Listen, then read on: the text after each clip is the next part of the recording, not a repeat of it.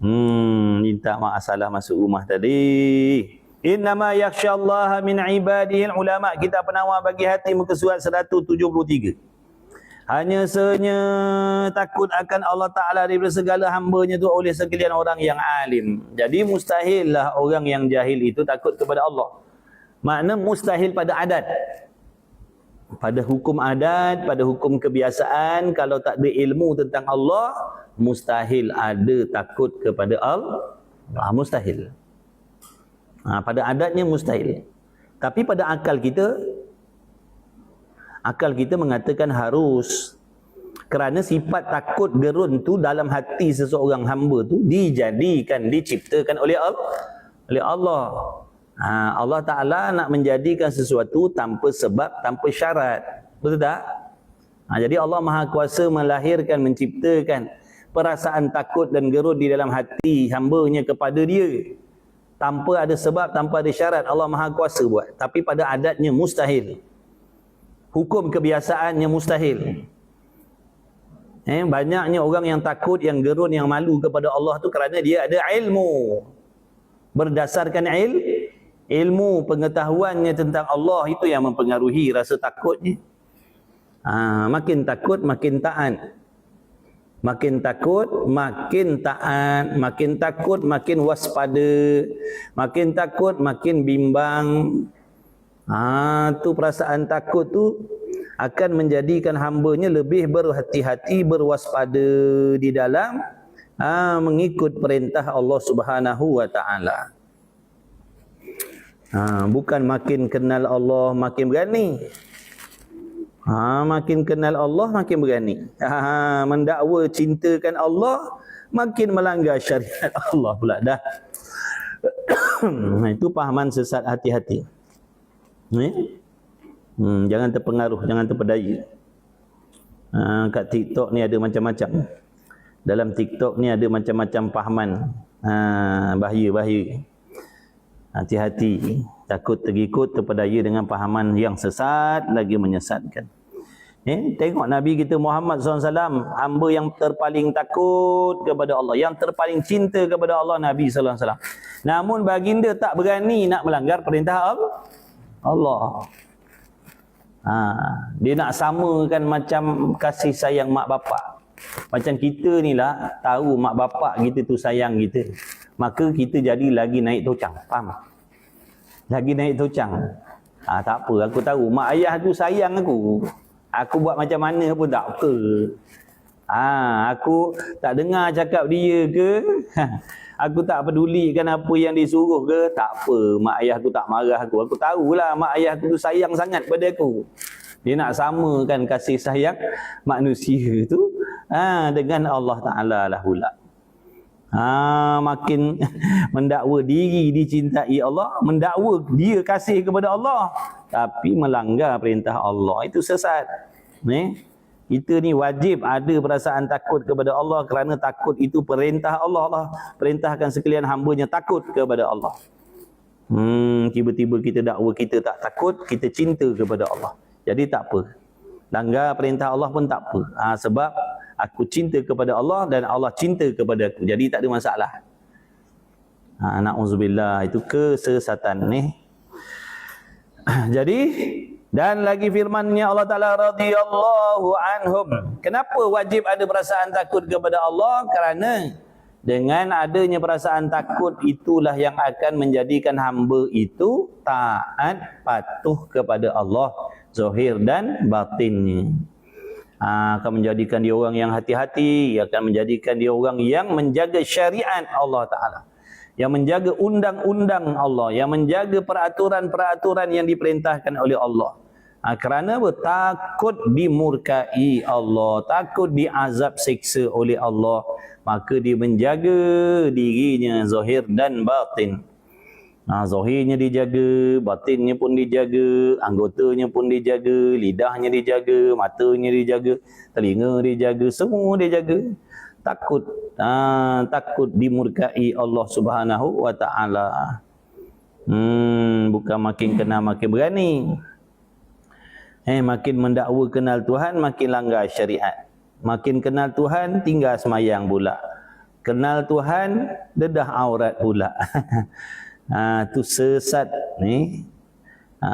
Sehebat apa pun seseorang itu, dia tetap kena ikut syariat. Setinggi apa pun maqam darjat seorang hamba tu, dia tetap wajib mentaati sekalian perintah Allah. Jadi hati-hati orang yang mendakwa mengenal Allah, tapi tingkah lakunya melanggar syariat Allah. Tak semayang, tak tutup aurat, tak puasa. Mendakwa kenal Tuhan. Jangan tu, tersesat jalan. Tersesat jalan. Mudah-mudahan diberi taufik hidayah petunjuk oleh Allah Subhanahu Wa Taala lah. Kita hati-hati. Seronok nafsu macam tu. Seronok nafsu seronok lah nak buat apa saja, tak payah semayang pun tak apa, dedah aurat pun tak apa, nak gaul bebas pun tak apa. Tak apa, Allah sayang kita. Jahanam habis. Sebab tu Imam Ghazali pesan kita ni, orang yang jadi hamba nafsu ni, kita semua ni, yang jadi hamba nafsu ni, kena banyak takut kepada Allah daripada harap daripada Allah. Faham tak? Orang macam kita ni kena banyak takut daripada harap. Jangan banyak harap daripada takut. Ni dia kata dia ada harap je, takut tak ada. Lagi jahanam. Harap Allah ampun, harap Allah ampun, harap Allah ampun, tak apa. Allah Maha kasih sayang, Allah Maha lemah lembut, tak apa. Allah Maha pengampun. Kita buatlah langgar syariat, tak peduli. Tak semayang, dedah aurat, berjudi, berzina, bergaul bebas, apa benda tak apa, Allah Maha pengampun. Tak rosak jadi. Faham tak? Makin rosak jadi. Makin jauh jadinya, makin sesat jadinya, makin binasa jadi. Semata-mata mengharap keampunan Allah, mengharap keampunan Allah, tak ada rasa takut kepada Allah, dia akan jadi macam tu. Dia akan jadi macam tu, akan jadi mudah bahasa kita naik tocang. Jadi naik tocang. Aku tak semayang pun tak apa, Allah kan Maha Pengampun. Lagi pula aku tu kasih kepada Allah. Aku cinta kepada Allah, aku kenal lah Allah tu Maha Pengasih Penyayang. Jadi tak ada masalah aku tak semayang ke, tak nak belajar agama ke, apa ke, tak apa. Nampak tak? Jahanam jadinya. Orang suruh mengaji betul-betul, jangan salah kitab belajar, jangan salah guru. Ini belajar guru mana? Ilmu apa yang belajar sampai jadi macam tu? Boleh langgar syariat. Setinggi apa pun darjatnya, tetap kena taat kepada perintah Allah. Kena jaga syariat tu baik-baik. Nabi SAW itulah yang terpaling takut, yang terpaling kenal Allah, yang terpaling cinta kasih kepada Allah, tak berani nak melanggar perintah Allah. Kita pula sewenang-wenang langgar perintah Allah, dakwa dah kenal tu. Dakwa dah kenal Tuhan. Tu sesat, tu bukan kenal namanya. Sesat namanya.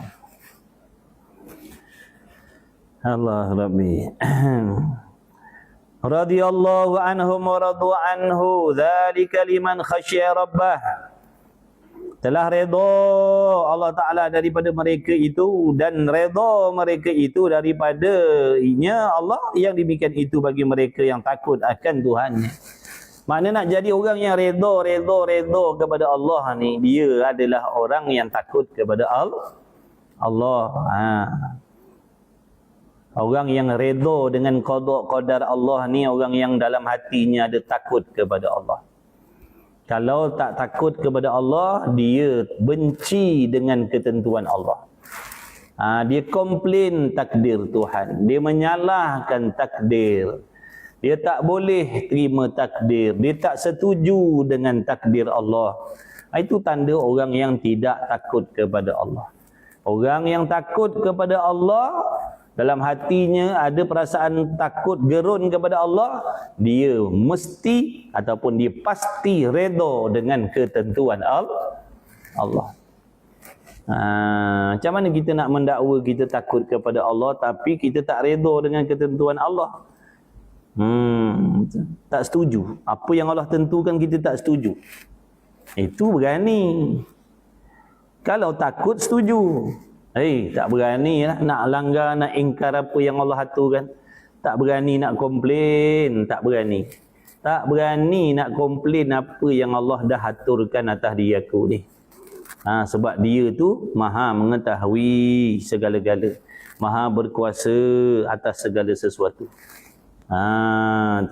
Jadi apa yang Allah aturkan tu pastinya yang terbaik sekali, terpaling sempurna sekali. Sama ada dalam bentuk nikmat ataupun bala, semua tu dalam hati ada takut kepada Allah. Kita tak ada takut kepada Allah, sebab tu kita banyak komplain takdir Tuhan. Kita kata Tuhan aturkan benda ni tak betul, Allah aturkan takdir ni tak adil, Allah berat sebelah, Allah zalim, Allah salah meletakkan ujian, sepatutnya ujian ni bukan untuk aku. Ini semua orang yang dalam hati tak ada rasa takut kepada Allah. Orang tak ada takut dalam hati kepada Allah.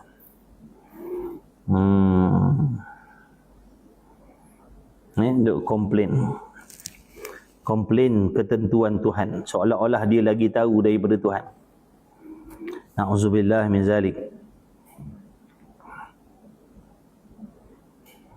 Orang yang takut kepada Allah ni dia jadi orang baik lah. Kalau dia seorang raja, kalau dia seorang pemerintah yang takut kepada Allah dengan sebenar-benar takut, dia akan melaksanakan perintah Allah sekalian. Dia akan mengajak rakyat jelata di bawahnya untuk taat kepada Allah. Dia akan mengajak kepada kebaikan, dia akan mencegah kemungkaran. Itulah ciri-ciri pemimpin yang takut kepada Allah. Mengajak masyarakatnya supaya beriman kepada Allah. Mengajak rakyatnya supaya taat kepada Allah, mendirikan perintah Allah. Dia akan bersungguh-sungguh nak menegakkan hukum hakam syariat Allah. Itulah ciri-ciri pemerintah yang takut kepada Allah. Dia akan cuba berusaha mengurangkan maksiat. Itulah ciri-ciri pemerintah yang takut kepada Allah. Dia akan jadi orang baik. Dan dia tidak akan menzolimi siapa pun. Dia tidak akan menzolimi siapa pun. Itu ciri-ciri pemerintah yang dalam hatinya takut kepada Allah. Dia tidak akan berbohong. Dia tidak akan berdusta. Dia tidak akan pecah amanah. Dia tidak akan khianat dengan tanggungjawab. Sebab dia takut kepada Allah. Mana contoh pemimpin yang takut kepada Allah yang terbaik sekali dalam dunia ni? Nabi Muhammad sallallahu alaihi wasallam. Itulah contoh pemimpin yang takut kepada Allah. Ada Rasul amalkan rasuah? Tak ada. Ada Rasul menzalimi rakyat dia waktu dia memerintah? Tak ada. Ada Rasul berbohong? Tak ada. Ada tak orang kafir dizalimi waktu Rasul memerintah? Tak ada. Faham tak? Tapi kalau pemerintah tak takut kepada Allah, jangan kata kafir. Sesama Melayu pun ditipu, dizalimi. Sesama Islam pun dizalimi, ditipu, dikhianati, diperdaya. Itulah pentingnya sifat takwa tu wajib ada dalam setiap hati hamba Allah, daripada raja, menteri, YB, Datuk Datin, semua sampai ke bawah, sampai ke gelandangan, sampai kita semua ni wajib ada takut kepada Allah supaya taat semuanya kepada Allah. Dia kalau suami dalam hatinya ada takut kepada Allah, dia akan jadi suami yang baik. Dia akan jalankan tanggungjawab sebagai seorang suami. Dia tak akan menzalimi anak bini dia. Dia akan mencari rezeki yang halal. Dia akan memberi ilmu kepada anak bini dia. Dia akan mengingatkan, menasihatkan anak bini dia. Itu suami yang takut kepada Allah. Dia tak akan sepak terajang bini. Dia tak akan sumpah seganah bini dia. Begitulah juga bini yang takut kepada Allah. Selain daripada dia akan mentaati perintah Allah, dia akan taat pada suami dia. Dia akan jadi isteri yang taat pada suaminya, berlemah lembut dengan suaminya, menjaga memek muka dengan suami dia, beradab berakhlak dengan suaminya, memuliakan suami dia. Sebab apa? Itu perintah Allah. Itu perintah Allah kepada dia sebagai seorang isteri. Nampak tak? Jadi sifat kalau duduk takwa ni pada anak-anak, dia akan jadi anak-anak yang baik. Dia tak akan derhaka pada mak ayah dia. Dia tak akan menyakiti mak ayah dia. Dia takkan sumpah seganah mak ayah dia. Dia takkan tinggi-tinggi suara dengan mak ayah dia. Sebab apa? Dia anak yang takut kepada Allah. Maka wajib kita usahakan takut. Wajib kita semua usahakan sifat takwa tu dengan cara menuntut ilmu bersungguh-sungguh dengan niat yang betul, belajar ilmu yang benar, mengenal Allah Ta'ala tu, fahamkan betul-betul Allah tu. Jadi yang boleh menjaga kita ni daripada kecelakaan dunia akhirat adalah sifat takut dalam hati. Sifat takut dalam hati itu yang boleh menjaga kita di mana-mana. Duduk seorang ke, duduk ramai ke, insya-Allah dia akan duduk di tempat yang benar. Kalau isteri dia takut kepada Allah, dia tak akan buat benda pelik-pelik waktu suami dia tak ada. Dia takkan buat benda pelik-pelik waktu suami dia tak ada. Dia akan jaga amanah suami dia baik-baik. Sebab apa? Takut kepada Allah. Faham tak? Sebab tu Allah Ta'ala kata, sesungguhnya orang yang paling mulia di kalangan kamu adalah orang yang takut kepada Allah. Siapa tak kisahlah, dia lelaki ke, perempuan ke, dia raja ke, apa ke, bila di dalam hatinya dia takut, dia lah orang yang paling mulia sisi Allah. Dia miskin ke, dia mulia sisi Allah. Dia kaya ke, dia mulia sisi Allah. Dia cantik ke, dia mulia sisi Allah. Dia sederhana ke, dia mulia sisi Allah.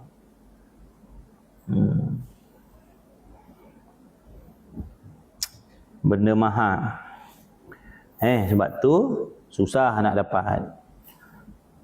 Susah nak dapat. Orang yang bersungguh-sungguh dia akan dapat sifat tu. Orang yang main-main, orang yang tak bersungguh, dia tak akan dapat sifat takwa tu. Bila tak ada takwa, maka tak adalah amal, tidak adalah taatnya. Tak adalah taat. Tak takut kepada Allah, langgar je lah hukum tu. Peduli apa aku? Dosa-dosa lah, kata dia. Dosa-dosa lah, peduli apa aku? Dia tak takut kepada Allah. Na'udzubillah min zalik.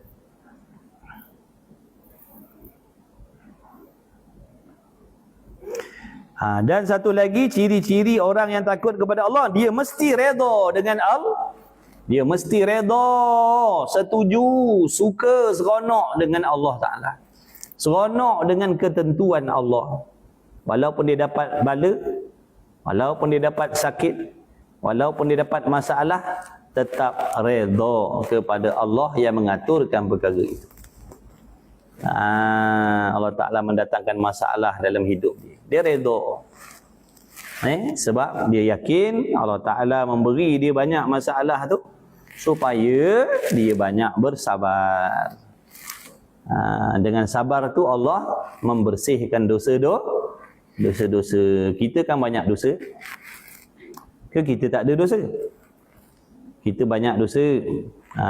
Sebab tu Allah bagi ujian yang banyak supaya kita sabar dengan ujian-ujian tu. Kerana faedah daripada sabar tu, faedah daripada sabar dengan bala, dengan ujian Allah tu, digugurkan dosa-dosa kita. Allah gugurkan dosa-dosa. Mudah-mudahan bila dia mati besok, matilah dia dalam keadaan bersih daripada dosa. Macam mana boleh jadi bersih daripada dosa tu? Dengan berkah kesabarannya, dengan bala, dengan ujian yang diberi oleh Allah. Allah uji dengan laki, Allah uji dengan bini, Allah uji dengan anak, Allah uji dengan pemerintah, Allah uji macam-macam. Allah uji dengan ekonomi, semua tu supaya kita bersabar. Sabar. Dunia ni dah memang tempat tak sedap dunia. Alam ni dah memang macam tu, sifat alam ni berubah-ubah alam. Jadi tak payah terkejut. Jangan terkejut. Sesuatu tu dia berubah sekelip mata, tak payah. Hari ni dia baik, besok lain. Hari ni dia taat, besok tidak. Tak payah pelik, dah memang sifat alam semuanya macam tu. Berubah-ubah. Taat, lepas tu maksiat. Seronok, lepas tu sedih. Tak payah pelik, dah memang alam sifatnya begitu. Berubah-ubah. Faham tak? Jadi tak payah nak khayal hidup yang bahagia selama-lamanya atas dunia ni. Tak payah khayal, benda tu mustahil. Mustahil nak ada bahagia dalam dunia, bahagia dalam rumah tangga. Bahagia dalam rumah tangga atas dunia ni mustahil. Kau takkan jumpa. Bahagia yang hakiki ni dalam syurga. Jadi tak payah nak khayal. Tak payah nak khayal nak dapat kebahagiaan dalam rumah tangga sampai mati, dah mustahil. Dia akan ada benda yang tak sedap, yang tak seronok akan. Itu tempat bahagia, itu tempat tenang yang selama-lamanya dalam syurga tu. Sini mana ada tenang yang hakiki? Sekejap je kau tenang, 5 minit ni, belakang dah serabut kepala otak. Betul tak? Suami kita dia okey sekejap, lepas tu kan tak okey. Bini lagi ya. Sehari je, 6 hari lagi bercekau. Memang macam tu dunia. Pasangan yang tak ada masalah ni besok dalam syurga. Tu pasangan yang tak ada masalah. Pasangan yang sentiasa membahagiakan tu dalam syurga besok. Sini kau jangan harap lah. Ustaz ke ustazah ke kau jangan harap. Takkan ada, mustahil. Mustahil. Bini kau ustazah ke mustahil. Kau nak jumpa perangai dia elok panjang masa, tak ada, mustahil. Kau takkan jumpa.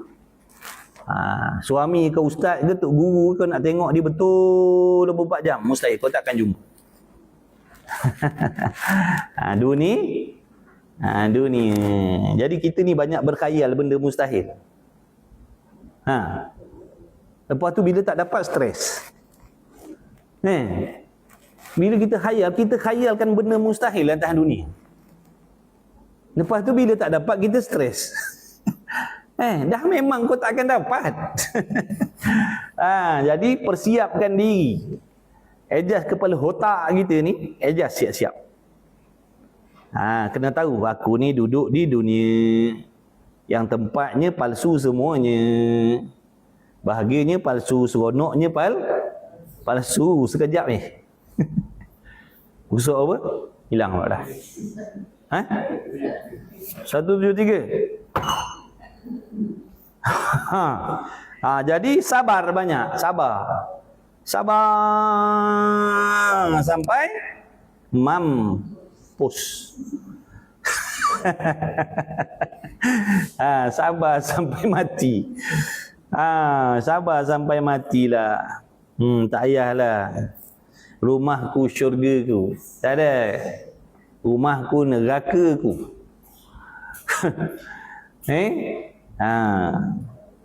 Syurga kat sana tu. Sini tak ada syurga. Tak ada yang kekal baik kat sini. Jadi tak payah nak khayal-khayal benda mustahil. Atas dunia ni tak payah. Kita kena persiapkan diri kita dengan ketakwaan, dengan kesabaran. Nak lalui benda ni. Nak lalui benda ni yang tak kekal ni, kena siapkan dengan ilmu dan ketakwaan dan kesabaran. Ni perkakas nak lalui benda ni. Faham tak?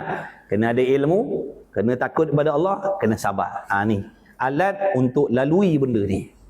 Yang sukanya sekejap, seronoknya sekejap, susahnya banyak, masalahnya banyak. Ni kena ada ilmu, takut kepada Allah, sabar. Ni alat ni. Kalau tak ada ni, Jahanam. Kalau tak ada bekalan ni pada diri kita, tak ada ilmu, tak kenal Tuhan, tak sabar, habis. Esok Allah akan ganti dengan celaka yang lagi besar di hari kiamat besok. Dalam neraka tu Allah membuat. Tak sabar, marah takdir Tuhan. Bila stres, bila ikut emosi, tinggalkan syariat Allah, konon-konon nak protes. Lalui benda ni tadi dengan nafsu. Bila Allah uji dengan masalah, aku tak nak semayang hari ni, peduli konon-kononnya. Aku tak nak semayang sebab apa ada masalah? Ingat Allah peduli ke? Ingat Allah heran? Allah tak peduli. Sebab itulah hati-hati kita doalah, doa pada Allah banyak. Supaya Allah jadikan kita ni orang yang sabar. Dengan ujian-ujian yang Allah dah atur khusus untuk diri kita. Faham? Minta Allah jadikan sabar. Ya Allah jadikan aku hamba yang sabar dalam nak melalui apa yang kau dah tentukan atas diri aku ni. Jadikan aku yang sabar, jadi aku yang hamba orang yang redha, orang yang syukur. Begitu, minta macam tu. Supaya Allah gantikan dunia yang palsu ni tadi, yang bahagia palsu, seronok palsu tadi, supaya nanti mudah-mudahan Allah gantikan dengan kehidupan, kesenangan, kebahagiaan yang kekal selama-lamanya. Tu dalam syurga tu besok senangnya tak berubah dah, seronoknya tak berubah, tak hilang dah. Manusia baik-baik semua dalam tu, pasangan baik-baik semua dalam tu, manis muka semua dalam tu, perkataan menyukakan kat dalam tu syurga tu. Tak ada perkataan ahli syurga tu yang menyakitkan hati. Tak ada memek muka ahli syurga tu yang menyakitkan hati, tak ada. Dalam dunia kau akan jumpa benda tu, setiap hari kau akan jumpa. Dalam rumah kau akan jumpa benda tu. Dalam rumah kau akan jumpa benda tu. Perkataan yang menyakitkan hati, muka yang menyakitkan hati, kau akan jumpa benda tu. Sebab namanya dunia. Dunia. Kalau syurgaku rumahku, rumahku syurgaku, tak ada macam tu. Allahumma salli ala Muhammad. Kemudian kata musannif rahimahullahu ta'ala, dan ketahui olehmu akan bahawasanya menghasilkan takut itu dengan dua perkara. Macam mana nak menghasilkan takut tu? Macam mana nak menghasilkan takut dalam hati tu? Macam mana nak melahirkan rasa takut dalam hati ni kepada Allah tu? Macam mana cara dia? Ni dua perkara. Yang pertama, dengan pengetahuan dan pengenalan. Pengetahuan dan pengenalan. Kena ada pengetahuan dan kena kenal. Tahu pasal siapa? Kenal pasal apa? Maka mereka yang mengetahui ia seseorang akan kebesaran Allah Ta'ala, kekuatan Allah, kehebatan Allah, keagungan Allah, kemuliaan Allah. Dia tahu, dia faham, dia yakin, dan akan terkayanya Allah. Maknanya terkaya Allah ni, Allah tidak berkehendak kepada sesuatu. Allah tak berhajat kepada yang lain. Allah tak berkehendak kepada yang lain. Allah tak bergantung kepada yang lain. Allah tak berhajat kepada yang lain. Itu makna terkaya. Allah tak memerlukan yang lain. Dan akan bahawasanya menjadikan ia Allah akan syurga. Allah ciptakan syurga tu, makhluk dari namanya syurga tu. Dalam syurga tu Allah ciptakan pelbagai jenis nikmat yang maha dahsyat, yang tak ada atas muka bumi ni. Allah tak jadikan dalam dunia ni. Allah hanya jadikan di tempat yang nama syurga tu. Segala kesenangan, kesedapan, kelazatan, kenikmatan yang maha dahsyat. Bila masuk dalam syurga tu terlupa nikmat dunia. Masuk syurga tu terlupa nikmat dunia. Jadi tawa hebe dunia. Jadi tawa hebe dunia ni. Tak teringat dah rumah mewah kita atas dunia dulu. Tak teringat dah benda tu. Tak ada markah sama sekali. Hatta raja-raja jutawan-jutawan sekarang ni, bila lah andai kata besok dia masuk dalam syurga, dia punya nikmat kekayaan yang kata jutawan tu, billionaire billionaire atas dunia ni, dia tak nampak pun benda tu nikmat dah. Jadi macam tak ada nilai pun. Faham tak? Sebab nikmat dalam syurga tu lagi maha dahsyat Allah jadikan. Tu syurga. Dah tu selama mana? Selama-lama dapat benda tu. Selama-lama dapat kecapi benda tu. Tak ada orang dengki, tak ada orang sakit hati, tak ada yang menyusahkan, tak ada masalah. Kalau dekat dunia ni dia billionaire, dia ada masalah tak? 5 juta pendapatan tiap-tiap bulan. Nak keluar rumah kena bagi tahu bini. Yang nak keluar jumpa kawan boleh. Minta izin dengan bini. 5 juta pendapatan dia. Tak seronok. Faham tak? Tak seronok. 5 juta takut bini. 5 juta bini buat perangai. Tak seronok, tak bahagia pun. Sebab tu kata palsu tadi. Begitulah juga. Nak suami kaya, Allah bagi suami kaya. Pergi buat perangai kat suami dia tu. Pun tak seronok tak jadi bini orang kaya. Mudah-mudahan kalau suami I nak yang ke masalah besok. Ada temu ramah. Awak macam mana bakal suami yang awak nak? Saya bakal suami yang saya nak tu yang gaji 10,000 ke atas lah. I yang bawa-bawa ni I tak berapa ni. Kau siap kau punya I kau. Kau ingat laki kau tu gaji dia 10 juta dia malaikat tak? Dia manusia. Dia manusia. Saya pun nak suami kaya sebulan 5K. Apa barang? Sikit 5K. Kita nak suami yang takut kepada Allah. Suami yang takut kepada Allah. Takut kepada Allah itu yang paling mahal. Faham? Kalau dia kaya takut kepada Allah, berilmu, itu kira bonus lah tu. Kira bonus lah.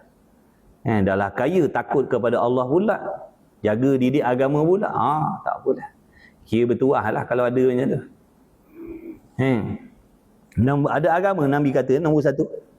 Harta, keturunan nombor 1 sekali agama. 5K tak ada agama buat apa? Dulu kita dengan mak ayah kita jaga aurat, kahwin dengan dia suruh pakai cara orang putih. Nampak tak? Banyak orang macam tu. Dulu duduk dengan mak ayah jaga adab sopan, jaga pakaian, bertudung. Nikah dengan dia, nak kena hidup cara orang elit-elit. Nak jumpa kawan kan? Nak kena pakai seksi-seksi. Berhias-hias. Nampak tak? Kan bala tu. Kan ke bala tu. Tu. Dengan mak ayah jaga agama. Lepas ke dia ajak kita tinggal agama pula dah. Na'udzubillah min zalik. Jadi jangan, itu dunia 5K ke 10K ke dunia binasa. Kita nak cari suami yang takut kepada Allah. InsyaAllah kalau dia takut kepada Allah, dia takkan zalim. Dia akan tahu tanggungjawab dia. Dia akan usaha memberi nafkah yang sepatutnya. Dia takut kepada Allah. Faham tak? Dia takut kepada Allah, dia tahu tanggungjawab dia. Dia mesti cari rezeki halal. Dia tak boleh menzalimi anak bini dia. Dia tak boleh sepak terajang bini dia. Dia kena bagi kasih sayang pada anak bini dia. Sebab tu perintah Allah. Dia takut kepada Allah. Tapi kalau gaji 10K tak takut kepada Allah, kan dia ajak kau berjudi, dia ajak kau berzina. Dia ajak kau bergaul bebas. Na'udzubillah min zalik. Jangan. Cari yang bertakwa. Tak kaya mana pun tak apa, sederhana pun cukup. Sederhana pun cukup. Asalkan takut kepada Allah, boleh didik kita agama, ajar kita agama, jaga agama kita. Bagi didikan agama pada kita tu buah suami. Yang kita nak bukan yang bagi rumah besar, duit banyak tapi tak pedulikan agama kita, nak buat apa? Sebab tu isteri kena minta nafkah kat suami tu. Nafkah ilmu kena minta. Nafkah ilmu minta kat lelaki tu. Minta duit je kerjanya. Ilmu tak minta. Suami lupa nak bagi ilmu tu. Minta, awak ajarlah saya agama. Awak ajar saya solat. Awak ajar saya kenal Tuhan. Duit ialah awak bagi saya 15,000 sebulan awak bagi, tapi awak tak ajar saya agama, macam mana? Awak bagi saya kad kredit nak belanja apa, pergilah tu orang terbalik kat shopping tu. Tapi awak tak ajar saya agama, macam mana? Faham tak? Jadi suami, antara nafkah yang wajib suami bagi, yang bahasa ukhrawiyahnya, ilmu fardu ain wajibnya. Sama ada suami ajar, ataupun suami carikan guru, ataupun suami suruh anak bini pergi belajar agama. Macam tu. Tu suami. Jangan sedap sangat jadi suami. Mentang-mentang bagi duit banyak, konon-konon kita dah lepas tanggungjawab. Allah tuntut ia bagi nafkah dunia dan nafkah yang bangsa akhir. Bukan nafkah dunia je. Banyak lelaki goyang kaki. Bila dah bagi rumah, bagi kereta, bagi duit, Bagi makan, bagi pakaian, dah goyang kaki. Agama tak bagi. Tak lepas lagi, belum lepas lagi. Tak tertunai lagi tanggungjawab sebagai seorang suami kalau bagi nafkah yang bangsa duniawi saja. Kasih sayang, keselamatan, kesihatan, tempat tinggal, pakaian, makanan, minuman. Itu je. Ilmu tak bagi. Belum lagi menunaikan tanggungjawab sebagai seorang suami yang diperintah oleh Allah. Jadi bini, kalau suami tak bagi agama, kena jalan sendiri lah. Kena cari sendiri. Suami tak boleh larang. Haram suami larang bininya nak belajar agama. Faham? Ilmu fardu ain. Suami tak boleh larang. Haram suami larang. Suami wajib memberi jalan, memberi keizinan kepada isteri yang nak belajar fardu ain, kecuali dia yang mengajar sendiri.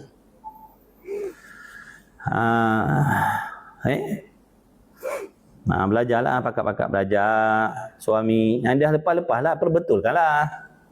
Kita manusia mananya betul 24 jam. Betul tak? Kita sekarang ni, kita dah bagi rumah, dah bagi kenderaan, dah bagi pakaian, dah bagi kad kredit, dah bagi macam-macam lah bini kita tu. Agama belum bagi. Usahakanlah agama. Sekarang usahakan, sekarang mulakan. Dah duit banyak-banyak, panggil lah tok guru yang betul-betul tu datang rumah kita mengajar. Itulah faedahnya duit. Mana? Panggil tok guru tu datang. Naik kapal terbang ke, ikutlah, dah kita banyak duit. Duit tak habis makan kan? Duk tayang-tayang kat orang kan, duit tak habis nak makan kan? Panggil guna duit. Panggil tu tok guru tu. Tuan guru, boleh tak datang rumah saya seminggu 2 kali? Ajar saya dan anak bini saya fardu ain. Sebab kami ni memang tak sempat nak pergi masjid. Boleh tak? Boleh tak buat macam tu? Boleh. Nak dengan tak nak Itulah nama harta yang tolong akhirat tu nama dia. Buat macam tu lah. Yang sudah-sudah. Yang sudah-sudah. Buka buku baru. Kalau tak nanti kan kemewahan kita ni Allah gantikan dengan neraka hari kiamat besok. Kalau dah kesenangan kita, kemewahan kita, kekayaan kita yang sementara atas dunia ni Allah gantikan dengan neraka pula di hari kiamat besok. Terjunlah kita, terjerumuhlah kita anak bini kita dalam tu. Selama-lama na'udzubillah. Jadi ingat kita suami, kita nombor 1. Kita kena tanya.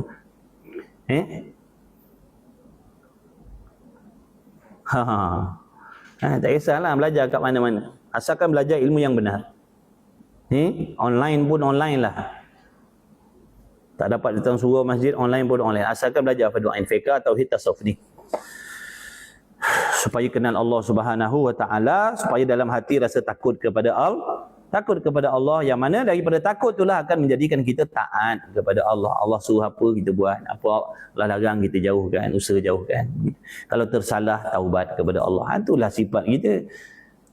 Bukan nak suruh jadi manusia yang tak buat dosa. Mustahil, kita manusia ni mesti ada buat dosa. Mesti ada. Tapi kalau orang takut kepada Allah, bila dia jatuh dalam dosa, dia bertaubat. Faham tak? Dia bertaubat. Suami yang takut kepada Allah, bila dia buat salah dengan anak bini dia akan bertaubat. Bini yang takut kepada Allah, bila dia buat salah dengan suami dia akan taubat, dia akan minta maaf dengan suami dia. Itu pentingnya takwa. Takut. Takut mati dalam keadaan suami tak redha. Takut mati dalam keadaan suami tak redha. Takut mati dalam keadaan Allah tak redha. Ini yang akan mengajak dia minta ampun, minta maaf pada suami dia. Isteri solehah bukan isteri tak buat salah. Faham? Isteri solehah bukan isteri tak buat silap. Isteri yang selalu minta maaf dan minta redha pada suaminya. Itu sifat-sifat isteri solehah. Selain daripada dia jaga kewajipan terhadap Allah lah, dia semayang, jaga maruah dia, jaga aurat dia.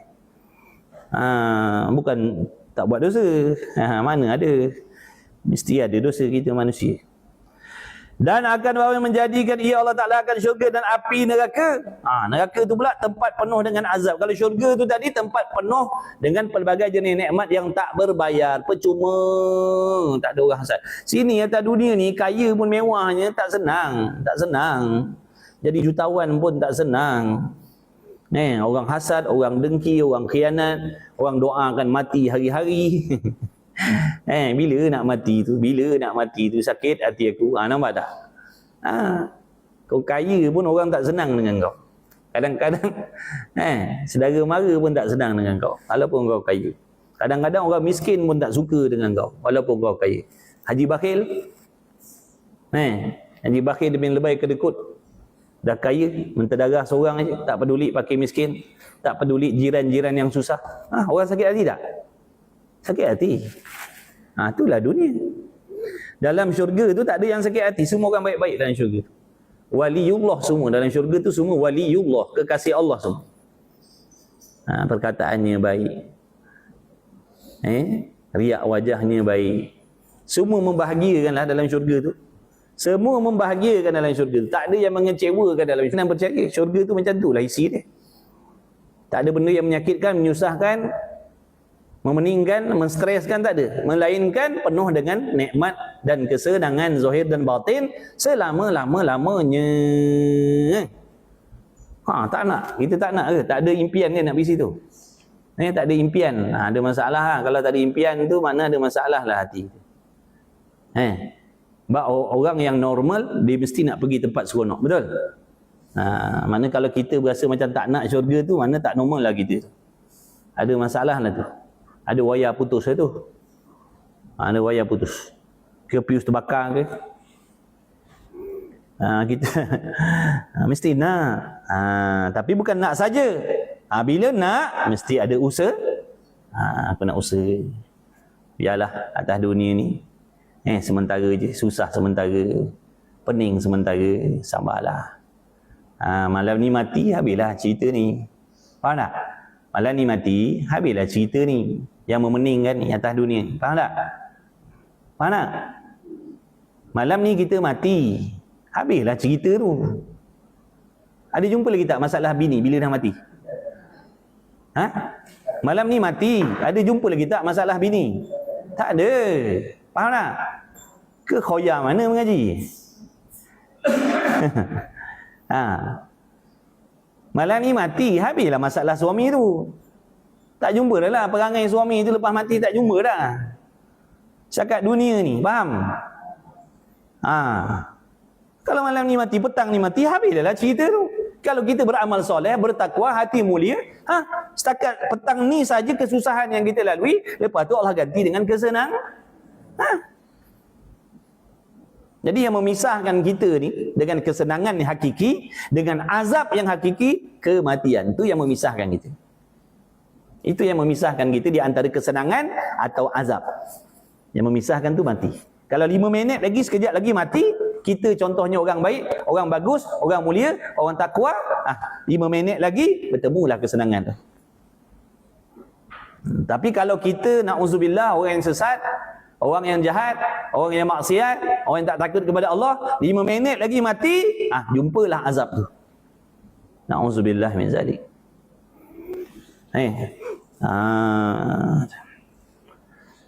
Dan akan penduduk bagi keduanya, dan tiada mengetahui ia akan bahawasanya adakah ia penduduk syurga ataupun penduduk api neraka. Kita tak tahu. Walaupun semayang, walaupun mengaji, tak tahu kita ni penduduk mana, penghuni mana kita ni. Tak tahu. Maka kita kena usaha dengan penuh harapan mudah-mudahan dijadikan penduduk syurga. Jangan nakkan syurga saja tapi tak ada usaha. Nak jadi penghuni syurga tapi cara hidupnya macam ahli neraka. Kita nak syurga. Nak syurga ni dia ada kelayakan dia yang Allah perintahkan. Ciri-ciri sifat-sifat ahli syurga atas dunia macam mana? Taat kepada Allah, hati bersih, hati mulia, tak zalim orang. Apa yang Allah suruh dia buat dengan betul, apa yang Allah larang ditinggalkan dengan ikhlas. Insya-Allah lah tu.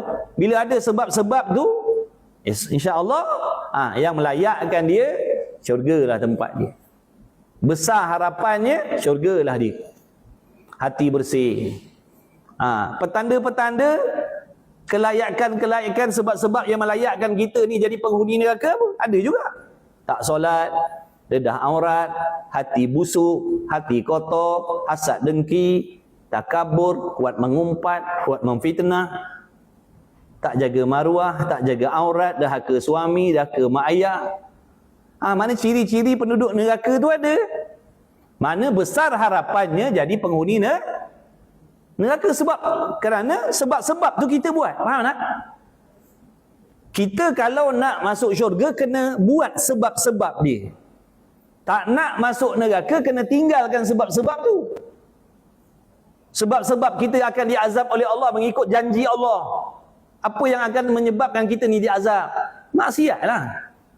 Mana kena tinggalkanlah maksiat tu kalau tak nak masuk neraka. Maksiat zahir batin. Anggota, maksiat hati kena usaha tinggalkan. Nak masuk syurga, kena buatlah sebab-sebab yang melayakkan kita ke situ.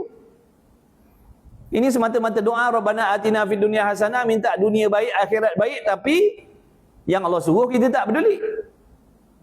Mustahil pada adatnya nak dapat. Pada adatnya mustahil. Hidup tak pedulikan syariat. Pada adatnya mustahil. Walaupun kita kata kita ni tak tentu lagi penduduk syurga ke neraka, tak tahu lagi, maka kena usaha.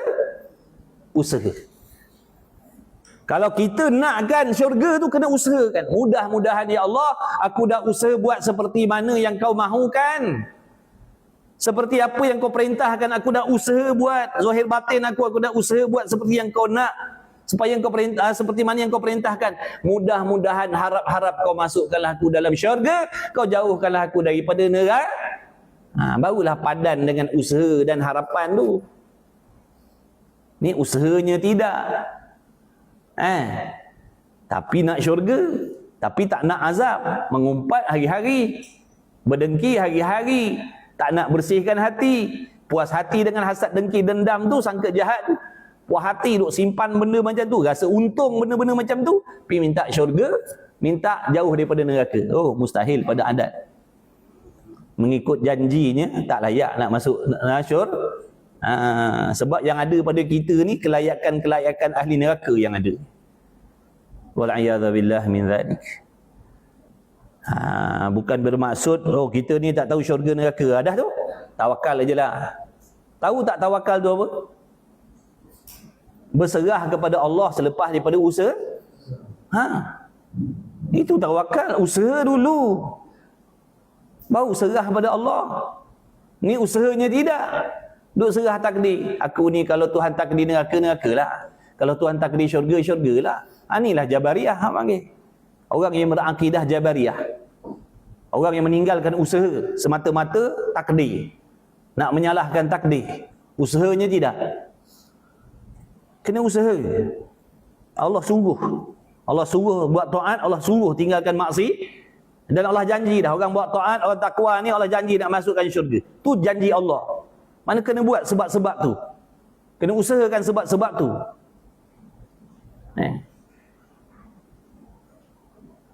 Baik. Maka tak dapat tiada daripada takut ia akan Allah Ta'ala. Jadi bila kita ni tak pasti kita di syurga ke neraka, selamat ke azab, selamat ke celaka, sepatutnya ada perasaan takut. Walaupun aku ni semayang, walaupun aku mengaji, takut. Sebab tak ada jawapan lagi aku ni. Belum pasti lagi apa yang aku buat yang Allah terima. Tu yang akan melahirkan perasaan takut tu.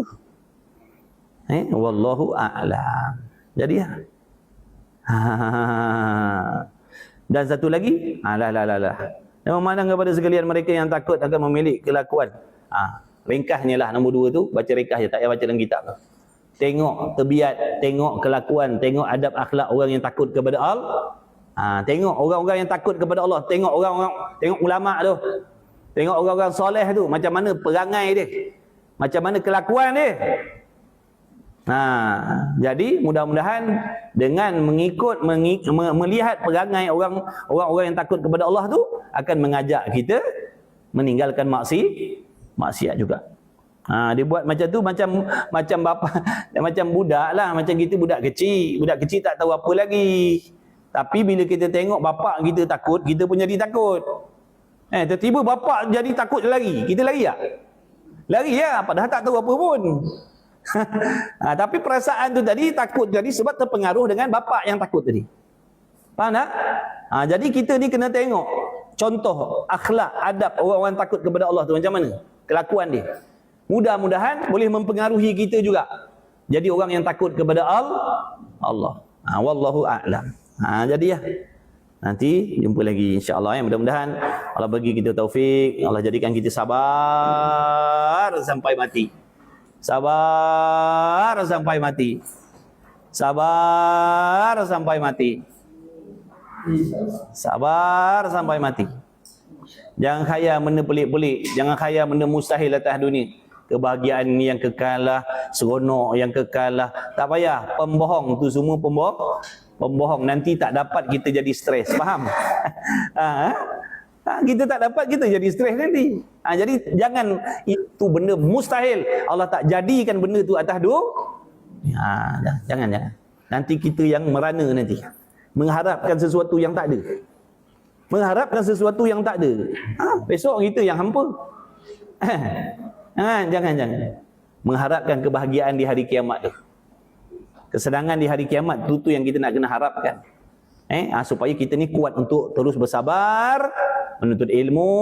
Mudah-mudahan Allah jadikan kita orang yang beramal dengan ilmu, jadi orang yang takut kepada Allah Subhanahu Wa Taala.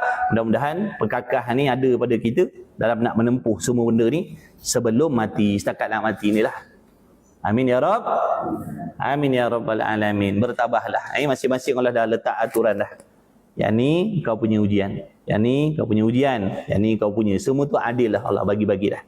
Cuma kita nak kena bekalkan diri kita dengan ketakwaan, keimanan, kesabaran dan ilmu nak lalui benda ni. Nak tukar tak boleh. Tukar. Ya Allah kau tukarlah takdir dia tu, kau bagi akulah yang aku ni aku pindah kat dia. Dah. Masing-masing dah ada dah. Bismillahirrahmanirrahim. Alhamdulillahirabbil alamin.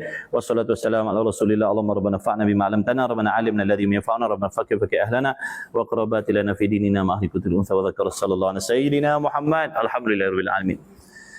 Taqabbalallahu minni wa minkum, minna wa minkum. Taqabbal ya karim. Sabar yalah. Jawabnya sabar. Sabar yalah. Sabar je lah. Masih semua. Jumpa lagi insya-Allah. Jumpa lagi insya-Allah.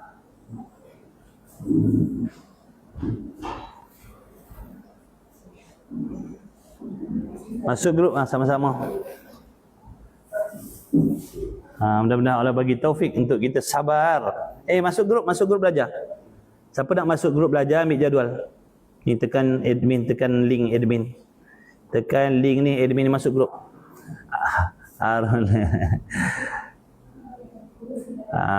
Sabarlah insya-Allah.